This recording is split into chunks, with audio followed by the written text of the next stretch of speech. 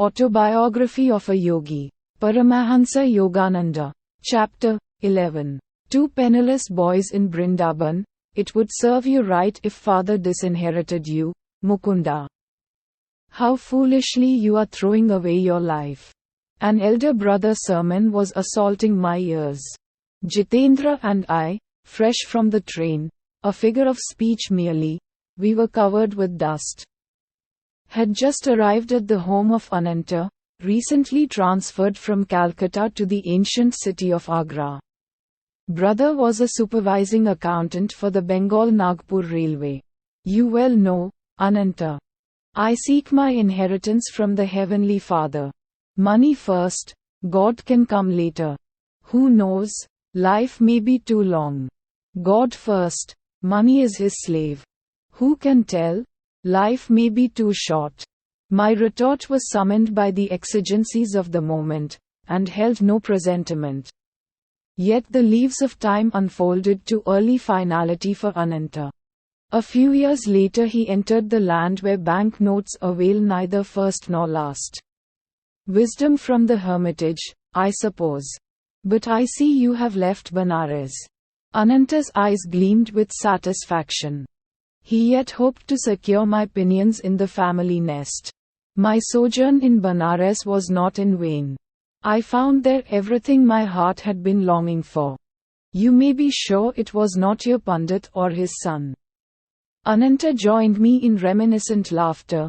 He had to admit that the Benares, clairvoyant, he selected was a short-sighted one. What are your plans, my wandering brother? Jitendra persuaded me to Agra. We shall view the beauties of the Taj Mahal, the world-famous mausoleum here, I explained. Then we are going to my newly found guru, who has a hermitage in Serampore. Ananta hospitably arranged for our comfort. Several times during the evening I noticed his eyes fixed on me reflectively. I know that look, I thought. A plot is brewing. The denouement took place during our early breakfast. So you feel quite independent of father's wealth. Ananta's gaze was innocent as he resumed the barbs of yesterday's conversation. I am conscious of my dependence on God. Words are cheap. Life has shielded you thus far. What a plight if you were forced to look to the invisible hand for your food and shelter. You would soon be begging on the streets. Never. I would not put faith in passers-by rather than God. He can devise for his devotee 1,000 resources besides the begging bowl. More rhetoric. Suppose I suggest that your vaunted philosophy be put to a test in this tangible world? I would agree. Do you confine God to a speculative world? We shall see. Today you shall have opportunity either to enlarge or to confirm my own views. Ananta paused for a dramatic moment, then spoke slowly and seriously. I propose that I send you and your fellow disciple Jitendra this morning to the nearby city of Vrindavan. You must not take a single rupee, you must not beg, either for food or money. You must not reveal your predicament to anyone, you must not go without your meals, and you must not be stranded in Vrindavan. If you return to my bungalow here before 12 o'clock tonight, without having broken any rule of the test, I shall be the most astonished man in Agra. I accept the challenge. No hesitation was in my words or in my heart. Grateful memories flashed of the instant beneficence, my healing of deadly cholera through appeal to Lahiri Mahasay's picture, the playful gift of the 2 kites on the Lahore roof with Uma. The opportune amulet amidst my discouragement, the decisive message through the unknown Benares sadhu outside the compound of the Pandit's home. The vision of Divine Mother and her majestic words of love, her swift heed through Master Mahasay to my trifling embarrassments, the last-minute guidance which materialized my high school diploma. And the ultimate boon, my living master from the mist of lifelong dreams. Never could I admit my philosophy, unequal to any tussle on the world's harsh proving ground. Your willingness does you credit. I'll escort you to the train at once. Ananta turned to the open-mouthed Jitendra. You must go along as a witness and, very likely, a fellow victim. A half-hour later Jitendra and I were in possession of one-way tickets for our impromptu trip. We submitted, in a secluded corner of the station, to a search of our persons. Ananta was quickly satisfied that we were carrying no hidden hoard, our simple dhotis. A dhoti cloth is knotted around the waist and covers the legs, concealed nothing more than was necessary. As faith invaded the serious realms of finance, my friend spoke protestingly. Ananta, give me 1 or 2 rupees as a safeguard. Then I can telegraph you in case of misfortune. Jitendra. My ejaculation was sharply reproachful. I will not proceed with the test if you take any money as final security. There is something reassuring about the clink of coins.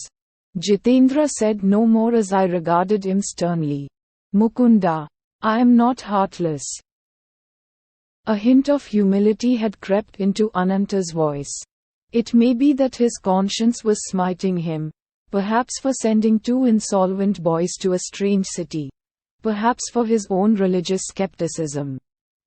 If by any chance or grace you pass successfully through the Brindaban ordeal, I shall ask you to initiate me as your disciple. This promise had a certain irregularity.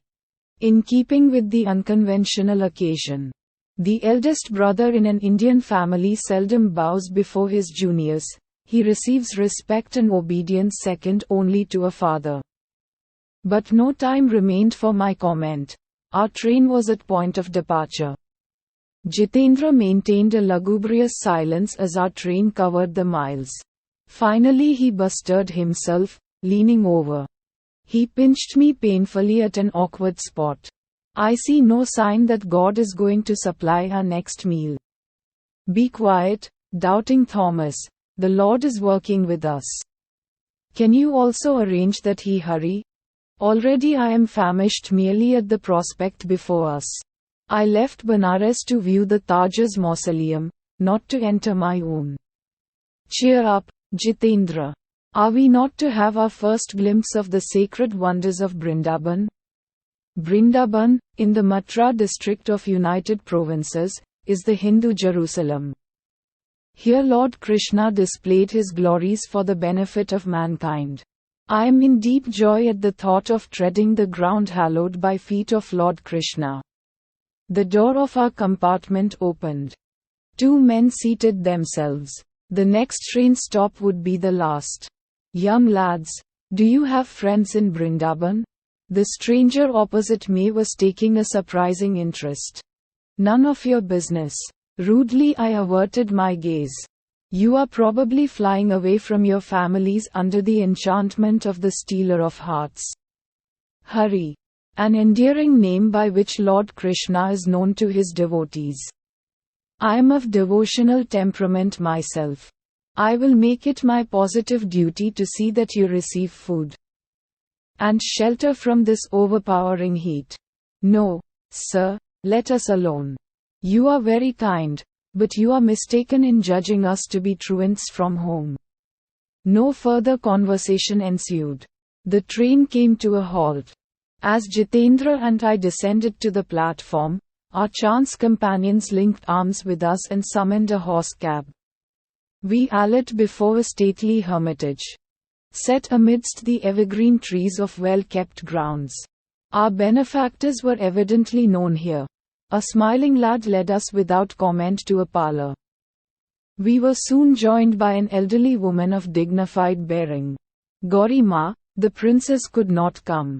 One of the men addressed the ashram hostess. At the last moment their plans went awry. They sent deep regrets. But we have brought 2 other guests. As soon as we met on the train, I felt drawn to them as devotees of Lord Krishna. Goodbye, young friends. Our 2 acquaintances walked to the door. We shall meet again, if God be willing. You are welcome here. Gaurima smiled in motherly fashion on her 2 unexpected charges. You could not have come on a better day. I was expecting 2 royal patrons of this hermitage. What a shame if my cooking had found none to appreciate it. These appetizing words had disastrous effect on Jitendra. He burst into tears. The prospect he had feared in Vrindaban was turning out as royal entertainment. His sudden mental adjustment proved too much for him. Our hostess looked at him with curiosity, but without remark. Perhaps she was familiar with adolescent quirks. Lunch was announced. Gorima led the way to a dining patio, spicy with savory odors. She vanished into an adjoining kitchen.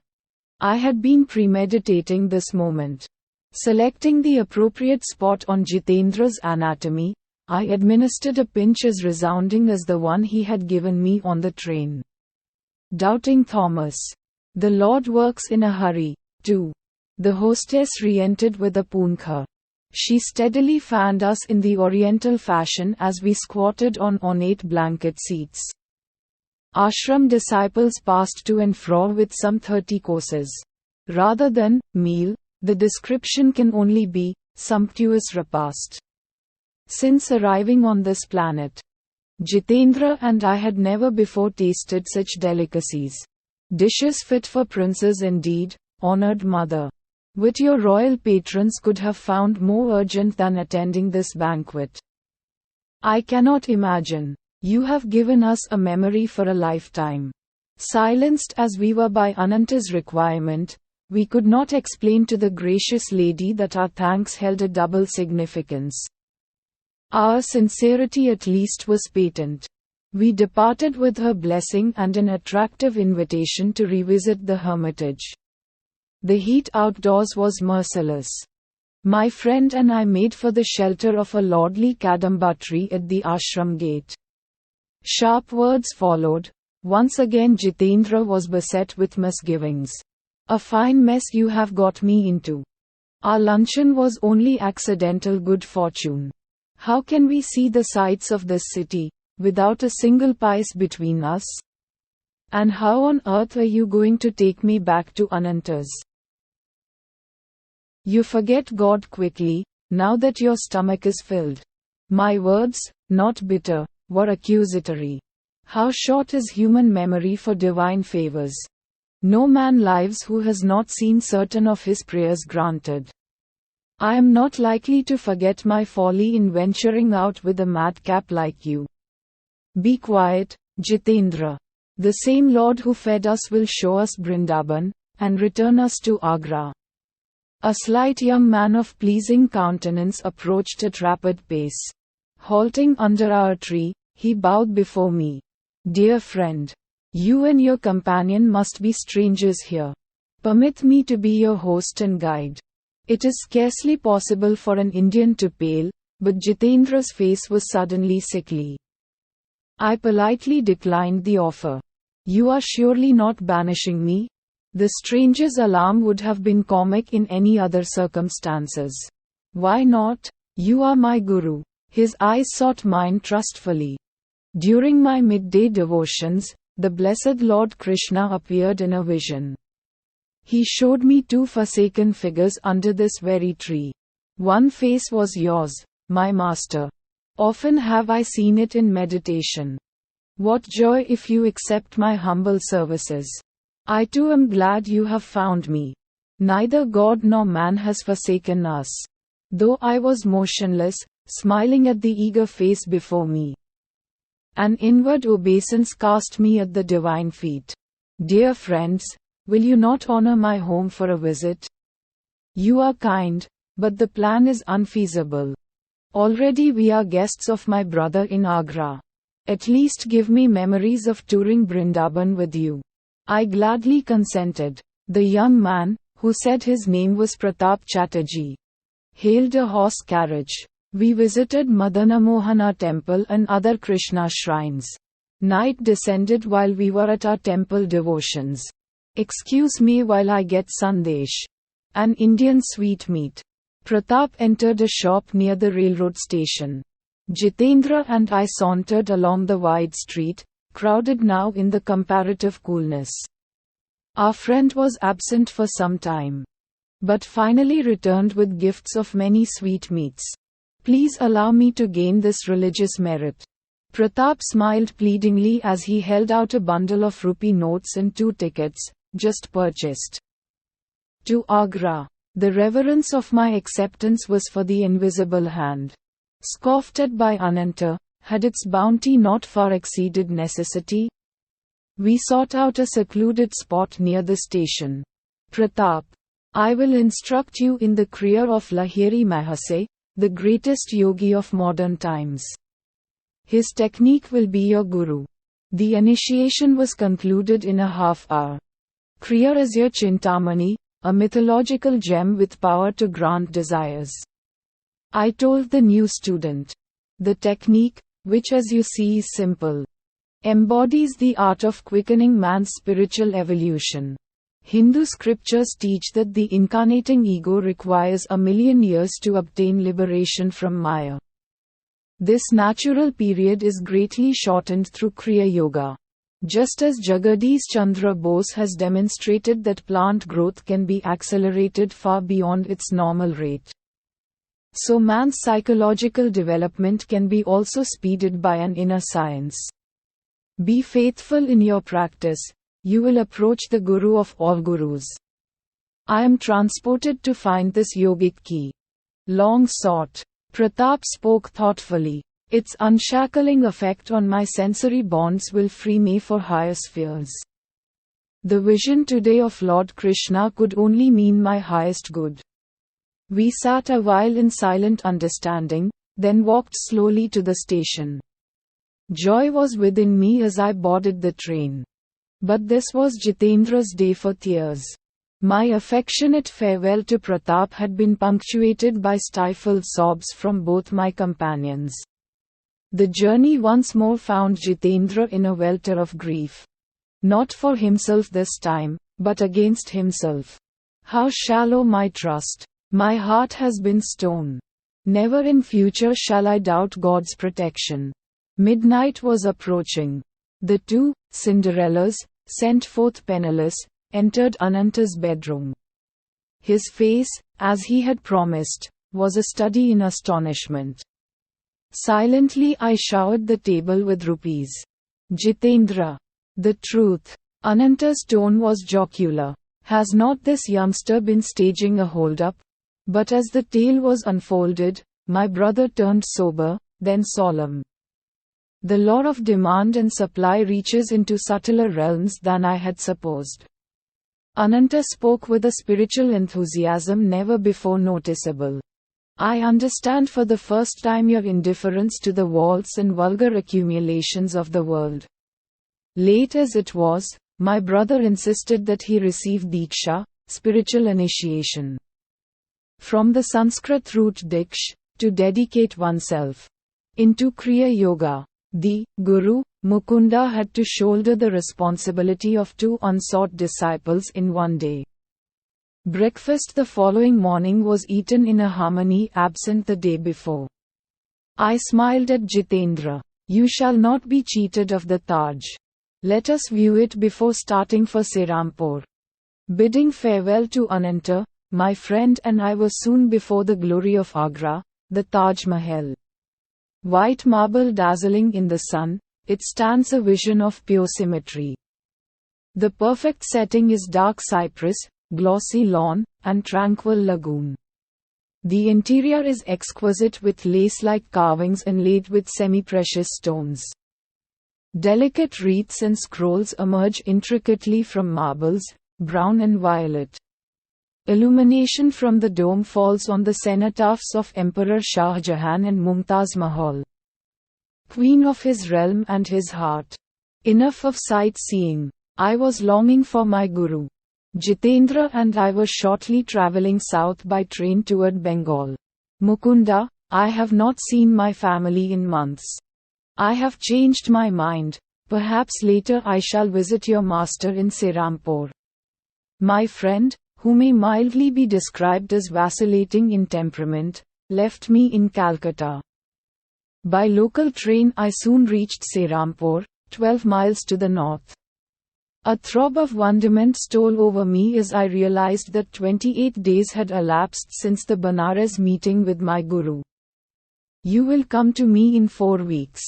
Here I was, heart pounding, standing within his courtyard on quiet Rai Ghat Lane. I entered for the first time the hermitage where I was to spend the best part of the next 10 years with India's Jnanavatar incarnation of wisdom.